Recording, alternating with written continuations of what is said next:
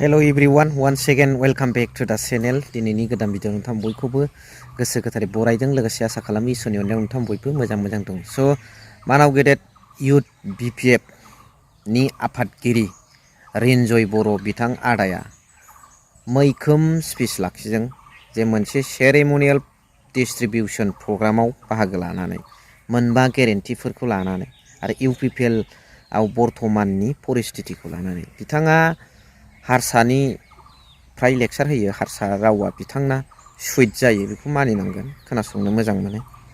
थिगैनो दं, नोंथांमोना मोजाङै खोनासंनानै जोबनायाव कमेन्ट हरबानो जाबाय। 2025 सननि बिटिसि इलेक्शनाव जोङो 28 जन एमसिएलए देरहानानै दायो जोङो सरकार दाबाय। रायजोफोरनि अननायावनो दिनै जोङो बिटिसिखौ बासायनो हाबाय।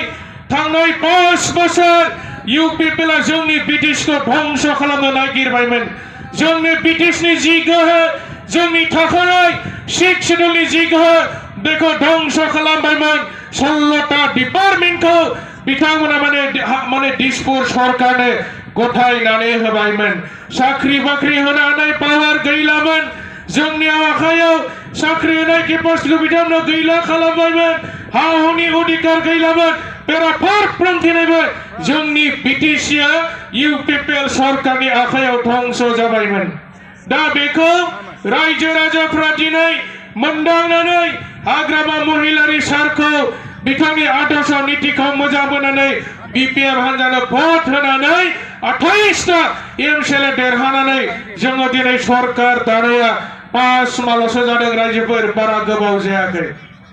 आरो बे 5 मायाव আমি যে ধরনের আমার রাজ্য কথা দিছিল, নির্বাচনী প্রচার খবর যে ধরনের প্রতিশ্রুতি দেওয়া হয়েছিল, 5টা গ্যারান্টির কথা কোয়া হয়েছিল, সকলো গ্যারান্টি বিলাক এতিয়া হাগ্রামা মহিলারি সাৰৰ নেতৃত্বত বিপিএফ চৰকাৰে এটাৰ পিছত এটা আমি সকলো কামবিলাক আমি কাৰ্যকাৰী কৰি দেখুৱাইছো।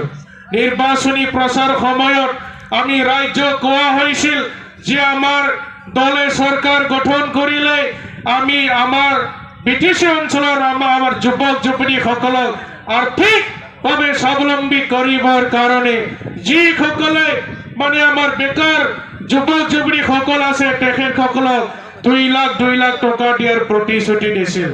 আজি টোটাল 5,000 জন যুবক যুবতী সকলক 2 লাখ টাকাকৈ চেক বিতৰণ কৰা হৈছে। মোর হোয়াটসঅ্যাপত আর ফেসবুকত বহুত আমার লড়া ছোৱালী বিলাকে মেসেজ করে, আমি পোৱা নাই স্যার, মই পোৱা নাই ছয়, মই ব্লগৰ আমুক লিডার, ডিস্ট্রিক্টর আমুক লিডার, সেন্ট্রেলর আমুক লিডার, মই 2 লাখ টাকা নাপালো। বহুত দিন মানে দলৰ কাৰণে কষ্ট কৰি আছো। आङो नोंथांमोनखौ खावलायदों, इलेक्शन बायग्रोमोना এইবার যে দাখলাই বাবু 10 ফেব্রুয়ারিयाव आसामनि chief minister doctor Hemant Biswa Sharma सारा टोटल बिटिसिआव 15,000 আমার যুবক যুবতী সকলৰ কাৰণে আৰ্থিক সাহায্য তেখেতে ঘোষণা কৰি থৈ গল। ইলেকশন শেষ হোৱাৰ লগে লগে আৰু আমি 15,000 জন আমাৰ নিবনুৱা যুবক যুবতী সকলক 2 লাখ টাকা দিম। এইবাৰ মানে বেছিকে আমাৰ লৰা ছোৱালী পাবলৈ সক্ষম হ'ব। ইলেকশন जोबनायनि उनाव आरम्भ खालामगोन रायजोफोर। दा बेनिखायनो बेखौ लानानै हांखुर जानाङा।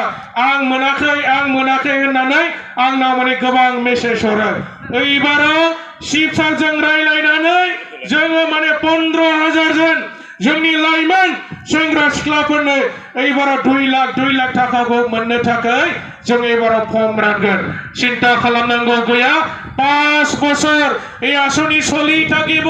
5টা বছর আমার যিমান দিন সরকার থাকিব সিমান দিনে আমার গ্যারান্টির কথাবিলাক আমি এটার পিছত এটা আমি কার্যকারী কৰিম।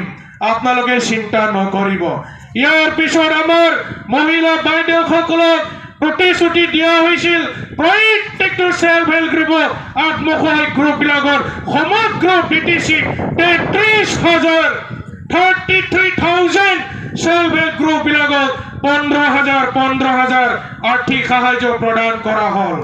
আইবিএস 10,000 50,000 জন আমার দুঃখীয়া দরিদ্র সকলক আইবিএসৰ নামত 2000 মানে তেওঁলোকক ডাইৰেক্ট একাউণ্ট ট্ৰেন্সফাৰ কৰা হ'ল বিকলাংগ সকলক দিয়া হৈছে সিনিয়ৰ সিটিজেন সকলক দিয়া হৈছে মাটি পাট্টাৰ কথা আপোনালোকক গ্যাৰেণ্টি দিয়া হৈছিল মাটি পাট্টা দিয়াৰ কাম আৰম্ভ হৈছে সো আমাক মানে ইউপিপিএল দলৰ নেতা কৰ্মী তেখেতসকলে ডেইলি আমাক সমালোচনা কৰি আছে মই আজি এই জনগাঁৱৰ এইখন মঞ্চৰ পৰাই ইউপিপিএল দলৰ নেতা কৰ্মীক মই অনুৰোধ জনাইছো য'ত য'ত আমাৰ বিপিএফ দলৰ চেক বিতৰণ সভাবিলাক অনুষ্ঠিত হৈ আছে ইউপিপিএল দলৰ ডাঙৰ ডাঙৰ নেতাবিলাকক আমাক চেক বিতৰণ কৰা সভাত আহি পেলাই চাবলৈ মই অনুৰোধ জনাইছো নাই ফৈথों ইউপিপিএল नङा होमबा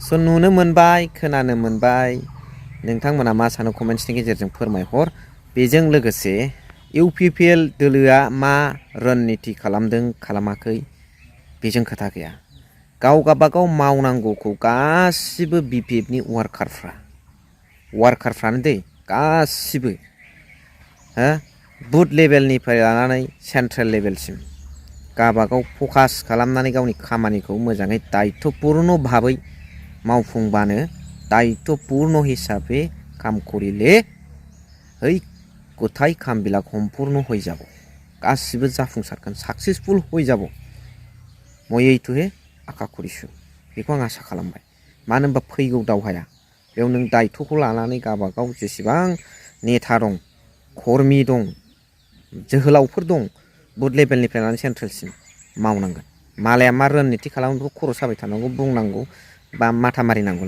गैया गाबागाव खामानियाव फकास खालामनानै मावलांबानो बे जाफुंसारनायनि लामाया ओंखारखायो নিজৰ নিজৰ কামত ফকাস কৰি পেলাই কাম কৰিলেহে সাকসেসফুল হৈ যাব बेखायनो नोंथांमोना मा सानो बिनि सायाव बे खामानि मावनाय वार्किं सिस्टेमनि सायाव बिपिएफनि मानाव गेदेर नेता कर्मी मावथि जोहोलाव बिथांमोना कमेन्ट्स गेजेरजों फोरमायबानो जाबाय स' थेंक इउ भेरि माच फर वाचिं